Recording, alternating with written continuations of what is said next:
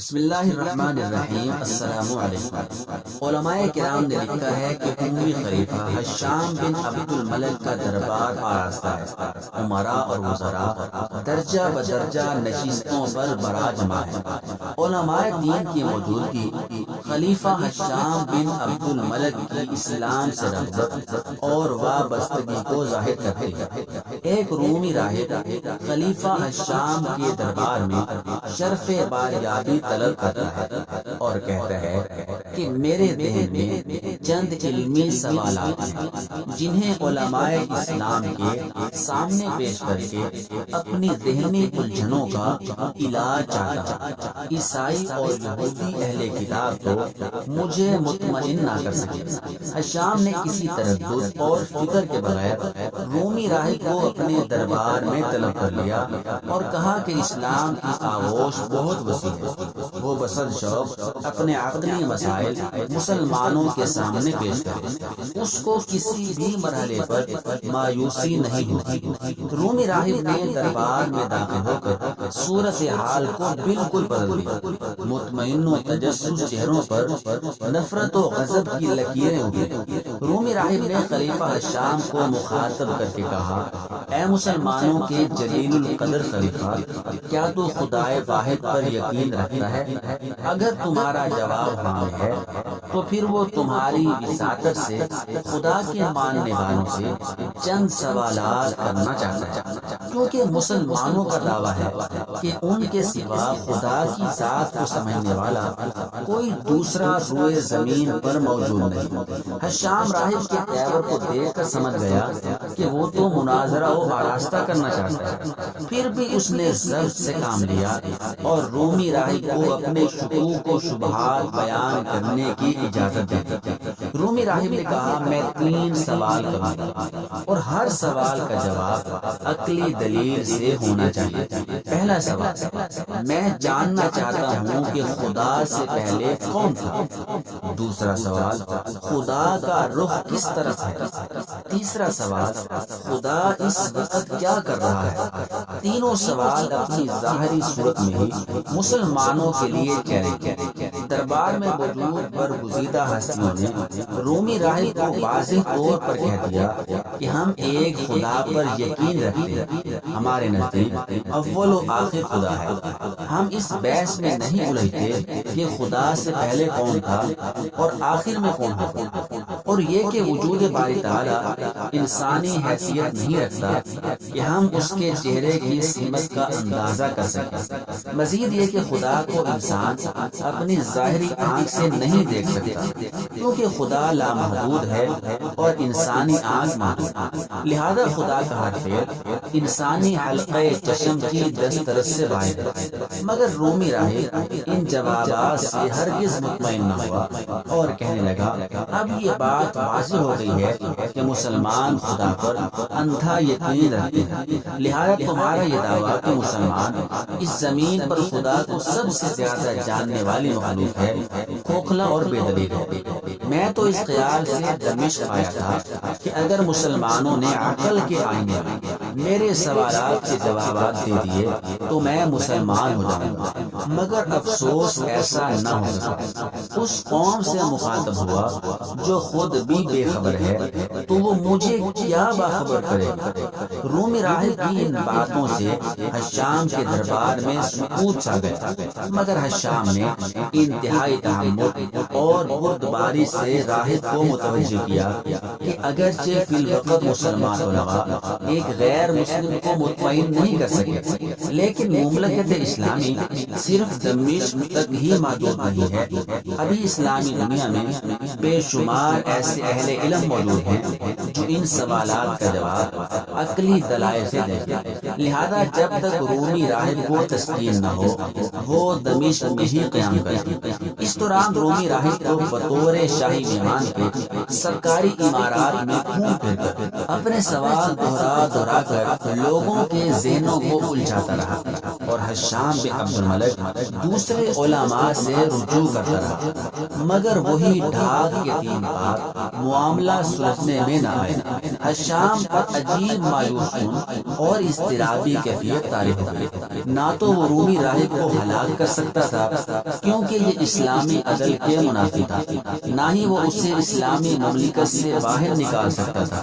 یہ مسلم علماء کی شکست تھی۔ وہ صرف اس یقین پر لمحہ بلمحہ گزار رہا تھا کہ خدا تعالیٰ اپنی خدائی کا نظارہ تو ضرور کروائے گا۔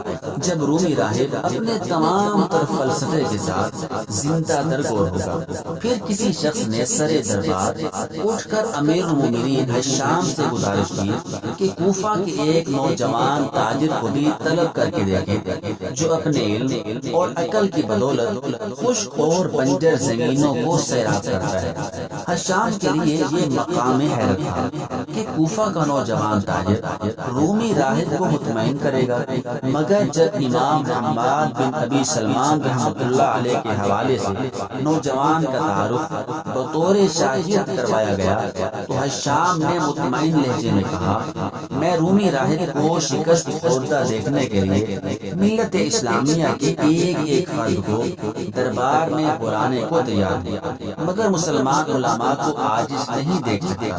پھر حشام نے اجازت دی کہ کوفہ کے اس نوجوان کو انتہائی عزت و احترام کے ساتھ دربار میں لایا جائے۔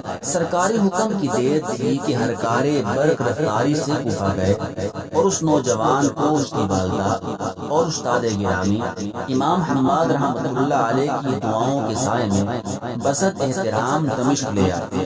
دربار خلافت میں ہر شخص حیران تھا کہ رومی راہب جیسے جہاں دیدہ اور پیچیدہ انسان کے سوالات کا جواب یہ 25 سالہ نوجوان کیوں کر دے سکے گا، لیکن اس باوقار نوجوان نے جو اپنی ظاہری وضاحت سے علم کا پیکر نظر آتا تھا، جب دربار میں خلیفہ اور دیگر حاضرین کو اسلامی انداز میں سلام کیا تو دیکھنے والے مسرور ہو گئے۔ خلیفہ شام نے اس کوفی نوجوان کو مخاطب کر کے کہا، دمشق کے کچھ لوگ تمہاری ذہانت کے قائل ہیں، میں ذاتی طور پر تم سے واقف نہیں، پھر بھی ایک مسلمان کی حیثیت سے تمہارا فرض ہے کہ تم ہمارے مہمان رومی راہب کے سوالات کے جواب عقل کی روشنی میں دے کر سابقہ تمام علماء دین کو سرخرو کرو۔ تمام اہل دمشق کے دل اور دعائیں تمہارے ساتھ اور نظریں تمہاری جانب ہیں،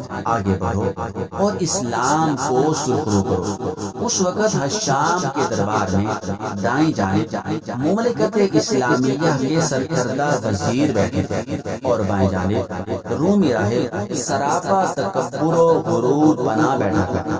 حشام کا حکم پاتے ہی تاریخ آدم کا یہ ذہین ترین نوجوان خلیفہ کی نشست کے روبرو آ کر کھڑا ہو گیا اور رومی راہب سے یوں گویا ہوا، محترم، اگرچہ ہم دونوں کی منزلیں جدا جدا ہیں، مگر علم دنیا کے ہر انسان کا حصہ ہے، لہذا علم کے حوالے سے میرے اور آپ کے درمیان ہر وقت گفتگو ہو سکتی ہے۔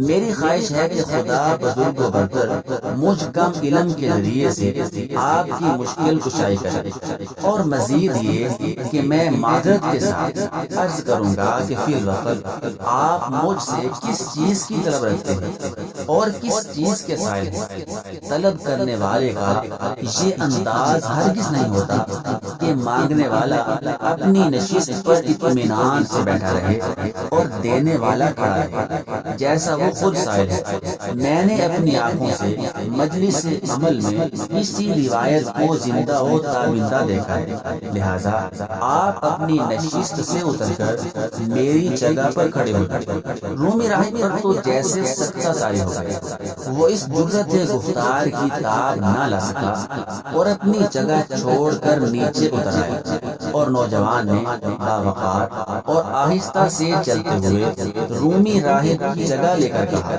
اب آپ اپنے سوالات دہرائیں، میں توفیق الہی کے ذریعے جوابات دینے کی کوشش کروں۔ دربار خلافت میں ایسا سناٹا تھا کہ سانس کی آواز بھی صاف سنائی دیتی تھی۔ اسی سناٹے میں راہب کی آواز اٹھی، خدا سے پہلے کون اعداد کو شمار کرو۔ نوجوان نے ایک لمحہ سوچے بغیر جواب دیا۔ راہب کا مطمئن چہرہ جو اپنے خیالات میں کوفی تاجر کو بھی دیگر علماء اسلام کی طرح شکست خوردہ دیکھ رہا تھا، راہب احتجاجی نظروں سے نوجوان کو دیکھ رہا تھا، مضطرب ہو گیا اور اعداد شمار کرنے لگا۔ ابھی عدد 10 تک پہنچا تھا کہ نوجوان نے کہا، یہ گنتی کا عام طریقہ ہے، میں 1 سے پہلے عدد جاننا چاہتا ہوں۔ راہب نے گھبرا کر کہا، یہ دیوانگی ہے، کوئی انسان 1 سے پہلے عدد شمار نہیں کر سکتا، 1 سے پہلے کوئی دوسرا عدد نہیں ہے۔ نوجوان نے کہا، یقیناً موجود ہے۔ راہب نے کہا، ہرگز نہیں۔ تو اب دوسرا سوال کریں، کیونکہ آپ کے پہلے سوال کا جواب دے دیا گیا ہے۔ نوجوان نے نہایت بردباری سے کہا، رومی راہب کی صورتحال کے لیے ہرگز تیار نہیں تھا۔ وہ بہت چلایا، سٹپٹایا اور بدحواسی سے بولا، ابھی پہلے سوال کا جواب نہیں ہوا۔ نوجوان نے عالمانہ وقار سے کہا، جب 1 سے پہلے بھی 1 ہی ہے تو پھر خدا سے پہلے بھی خدا ہے۔ رومی راہب نے اپنی شکست خوردہ آواز پر قابو پا کر کہا، یہ تو معمولی سوال تھا، میں یہ جاننا چاہتا ہوں کہ خدا کا رخ کس سمت میں ہے۔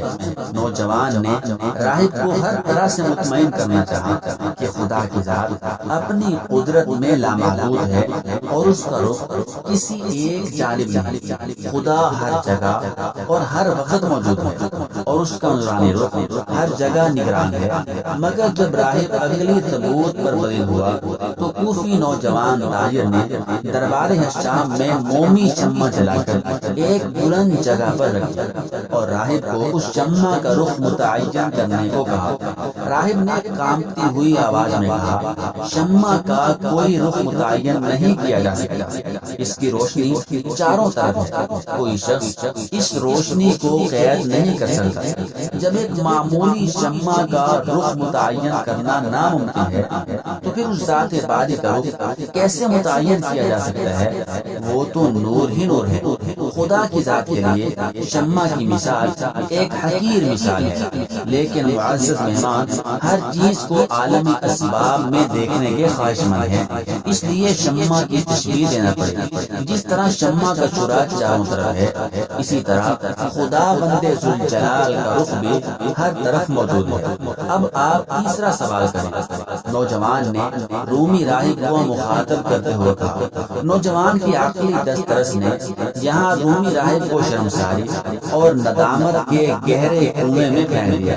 وہاں دربار میں موجود ہر شخص کو نوجوان کی قصیدہ گوئی پر مجبور کر دیا۔ ہر شخص خلیفہ سمیت انتہائی پرجوش تھا، مگر راہب نے مایوسی پر قابو پاتے ہوئے تیسرا سوال کیا، خدا اس وقت کیا کر رہا ہے؟ وضاحت کے لیے راہب نے سورہ بقرہ کی آیت کریمہ کا حوالہ دیا، خدا ہر وقت بیدار رہتا ہے، اسے اونگ نہیں آتی، وہ ہر لمحہ کائنات کے کاموں میں صرف کرتا ہے۔ جب خدا اتنا فعال ہے تو فی الوقت اس کی کیا مصروفیت ہے؟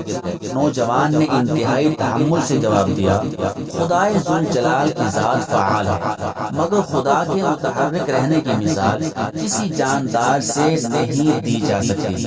خدا کا عمل خاص ہے جس کو ہم رسم دنیا کے پیرائے میں بیان نہیں کر سکتے۔ خدا کی برتری اپنی مخلوق پر اسی طرح ہے کہ وہ وجود ظاہری سے بے نیاز ہے، اور جب خدا کا وجود مادی نہیں تو انسانیات اس خالق کائنات کا تصور نہیں کر سکتے، اور جہاں تصور ہی نہ پہنچ سکے وہاں عمل کا تعین کرنا ممکن نہیں۔ رومی راہب نے ڈوبتے ہوئے تنکے کا سہارا لے کر جوش لہجے میں کہا، مجھے اس سے غرض نہیں کہ خدا کی جسیم ظاہری باطنی کیا ہے، میں یہ جاننا چاہتا ہوں کہ خدا اس وقت کیا کر رہا ہے۔ نوجوان نے چند لمحوں کی خاموشی کے بعد سکون سے جواب دیا، کچھ دیر سے میرا خدا اس کام میں مصروف تھا کہ آپ جیسے معزز اور محترم شخص کو درباری نشست سے اتار کر فرش پر کھڑا کر دیا تھا، اور کوفہ کے ایک عام نوجوان کو خلیفہ وقت کے برابر بیٹھنے کا اعزاز بخشا تھا۔ اور اب میرے خدا کی نئی مصروفیت یہ ہے کہ اس نے روم کے عظیم دانشور کو ایک معمولی علم رکھنے والے طالب علم کے سامنے عاجز کر دیا ہے۔ یہ نوجوان جس نے دربار میں موجود نہ صرف ہزاروں افراد کو مطمئن کیا بلکہ تمام مملکت اسلامیہ کو کفر و شرک کے انجانے وسوسوں سے نجات دلائی۔ اور حشام بن عبد الملک نے برملا کہا، اے ذکی و فہیم نوجوان، تم نے عقل پرستوں کے خالی دامنوں کو بھر دیا ہے، دنیا اسلام تم پر فخر کرے گی۔ کوفہ کا نوجوان تاجر قوم تھا جس کے استدلال سے ایک غیر مسلم ہوش و خرد کا تلسم پارا پارا ہو گیا۔